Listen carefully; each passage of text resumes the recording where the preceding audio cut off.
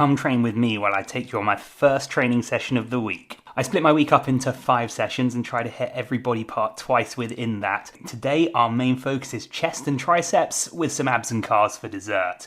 Rep ranges will be on the screen, but for the most part I'm going to be doing 2 sets of each exercise, with the first working to a point of failure and the second going beyond that with some gnarly partials. Anyway, starting off with a really nice hammer chest press. I love this line of movement for chest engagement, and I always find these kind of hand positions for pressing much nicer on my poor little vulnerable elbows if I want to push heavy, versus the flat position they would take on a barbell or the higher part of the handles of this machine, which tends to trigger a little bit of tendinitis in them. I'm actually recovering from a nasty bout of that at the moment. Lovely jumpers off, tan lines on show, nervous system fired up, chest pumped and stimulated. Let's continue to grow that mother.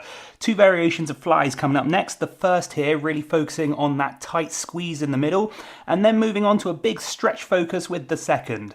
Obviously I'm stretching and squeezing with every exercise, but some different exercises I find can give better tension at one point or another. When it comes to muscle groups like the chest, I love starting with a heavy exercise to really fire everything up, and then moving on to one where I focus the squeeze a little bit more, and then finishing it off with more of a stretch dominant movement. Let's go to triceps next, so off to the cables we go, and we're going to start off with a pretty standard tricep extension that I'm doing unilaterally at the moment. As I mentioned earlier, a little bit of tendinitis in the elbows recently, and through that I have become slightly unbalanced in certain movements, this being one of them.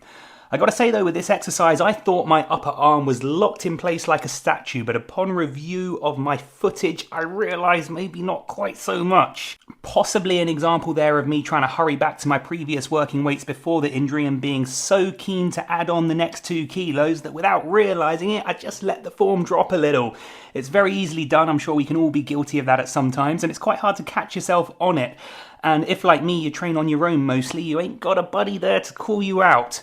Fear not though, friends. I dropped the weight once I saw this and did a 3rd set to atone for my sins, but I wanted to have the footage of this one in there as a little lesson to all of us about just how easy it is to let tiny things slide with technique. After this we went to a nice overhead extension with the elbows flared out rather than hinging back, and although normally this is balanced for me on the triceps, I did feel my good side taking over a little bit towards the end of the 2nd set, so a 3rd unilateral set was required just to make sure everything stayed balanced. Look at this little loser trying to flex his shoulder for the camera as he does it.